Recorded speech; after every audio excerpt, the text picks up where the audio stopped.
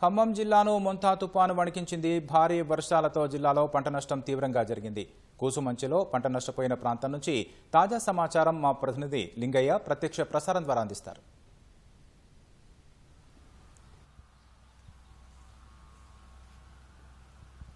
రాకేష్, మోంతా తుఫాను ఉమ్మడి ఖమ్మం జిల్లా వ్యాప్తంగా రైతును నట్టేట ముంచిందని చెప్పవచ్చు. ప్రధానంగా లక్షలు పెట్టుబడులు పెట్టి ఇప్పుడు దిగుబడుల కోసం తీరా చేతికొచ్చే పంట దశలో ఉన్న పంటలను మోంతా తుఫాను ప్రభావంతో వర్షాలు దెబ్బతీశాయి. ఇప్పుడు ప్రస్తుతం మనం చూడవచ్చు, మన కనుచూపు మేరలో పూర్తి స్థాయిలో మొత్తం వరి పైర్లన్నీ కూడా ఇలా నేలవారి రైతుకు కన్నీళ్లు కడగండ్లు మిగిలిస్తున్న పరిస్థితి ఉంది. మోంతా తుఫాను ప్రభావంతో దాదాపు 2 రోజుల పాటు భారీ వర్షాలు కురవడం, అదేవిధంగా భారీ బలమైన ఈదురుగాలులు రావడంతో రైతుకు అపార నష్టం వాటిల్లని చెప్పవచ్చు. ప్రస్తుతం మనం పాలేరు నియోజకవర్గంలో ఈ కూసుమంచి మండలంలో ఉన్నాం.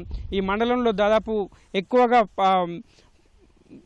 వరి, అదేవిధంగా మిర్చి, పత్తి పంటలు సాగు చేస్తుంటారు. ఈ నియోజకవర్గ వ్యాప్తంగా దాదాపు 74,000 ఎకరాల్లో వివిధ పంటలు సాగైతే ఇప్పుడు 10 నుంచి 12,000 ఎకరాల్లో పూర్తిగా ఈ వరి, పత్తి, మిర్చి పంటలన్నీ కూడా నేలవాలి. ఇప్పుడు రైతుకు కన్నీళ్లు మిగిలిస్తున్నాయని చెప్పవచ్చు.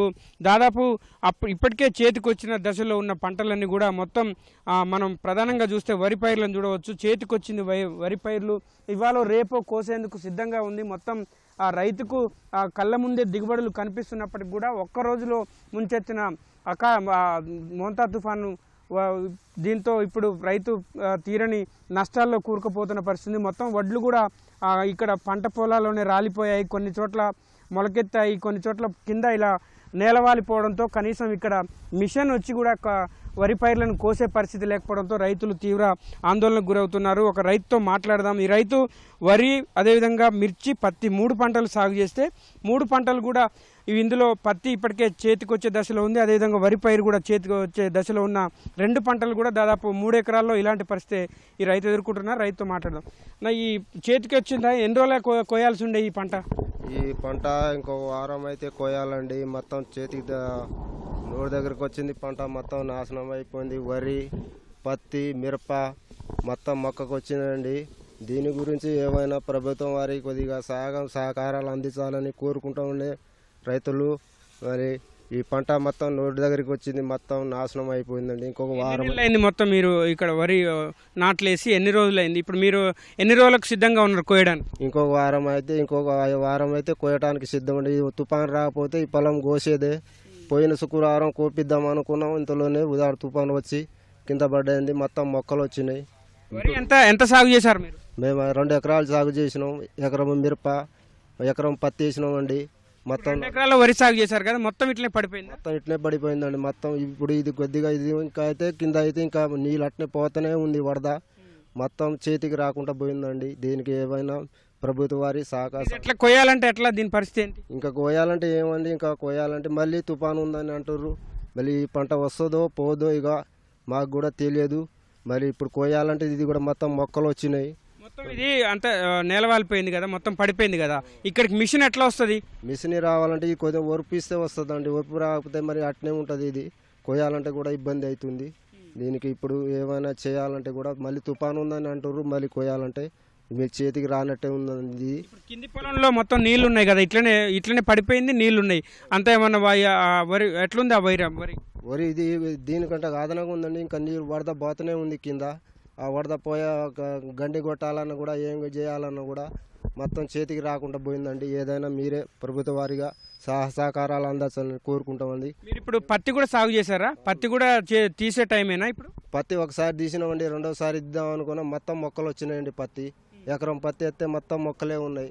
మిరప తోట కూడా మొత్తం లాస్ట్ పాటు చేసినాం. ఇప్పుడు కాపు పడ్డది, మొత్తం కింద పడ్డది అండి. మిరప కూడా మొత్తం అసలు చేతికి రాకుండా పోయింది. మొత్తం పత్తి రంగు మారింది కదా, దాన్ని ఎట్లా తడిసింది, మొత్తం తేమ శాతం కూడా ఉండదు కదా, ఎట్లా ఇప్పుడు అమ్ముకోవడం ఎట్లా? ఇప్పుడు ఏం అమ్ముకోవాలన్నా చేయాలన్నా కూడా దానికి కూడా ఇప్పుడు రేట్లు సరిగా దానికి బెటర్. మొక్కలు వచ్చినాయి అంటారు, మొత్తం ఇది చేసిన అంటారు.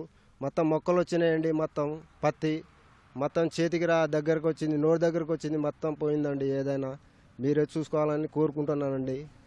ఇది ఈ ఒక్క రైతు పరిస్థితే కాదు, ఖమ్మం జిల్లాలోని ప్రధానంగా పాలేరు నియోజకవర్గంలో వేలాది మంది రైతులు ఇప్పుడు దిక్కు తోచని స్థితిలో ఉన్నారని చెప్పవచ్చు. ప్రధానంగా వరి, పత్తి, మిర్చి రైతులు ఇప్పుడు పీకల్లోతు కష్టాల్లో ఉన్నారు. ఒక్క కూసుమంచి మండలంలోనే దాదాపు వేలాది ఎకరాల్లో ఇట్లా మొత్తం వరి పైర్లు నేలవాలిన పరిస్థితి ఉంది.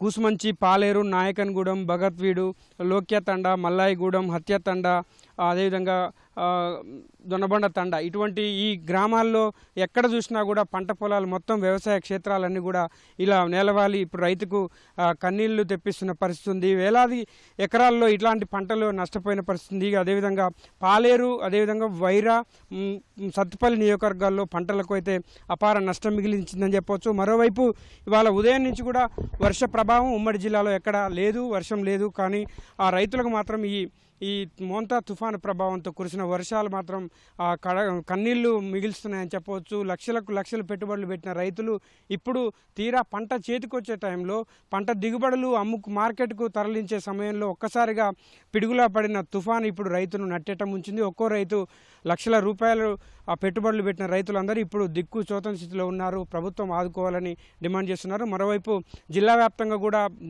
రిజర్వాయర్లు, ప్రధాన జలాశయాల్లోకి భారీగా వరద ప్రభావం చేరుతుంది. అటువైపు ఎగువ ప్రాంతాల నుంచి భారీగా వస్తున్న వరద ప్రభావంతో మున్నేరు ఇప్పుడు ప్రవాహం అంతకంతకు పెరుగుతుంది. ఇప్పటికే ఖమ్మంలో మున్నేరు 24 అడుగుల వద్ద మహోగ్ర రూపం దాల్చుతుందని చెప్పవచ్చు. దాదాపు 3-4 డివిజన్లకు సంబంధించిన కాలనీలకు సంబంధించిన మున్నేరు ముంపు బాధితులను ఇప్పటికే పునరావాస కేంద్రాలకు కూడా తరలించారు.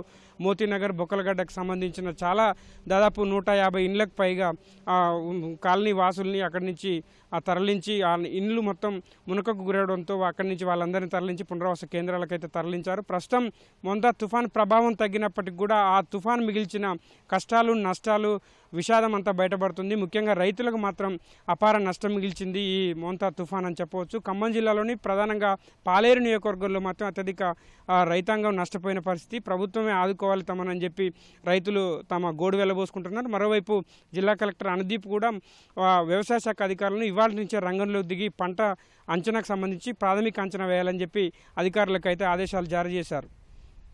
ఇది ఇక్కడ తాజా పరిస్థితి. Over to studio.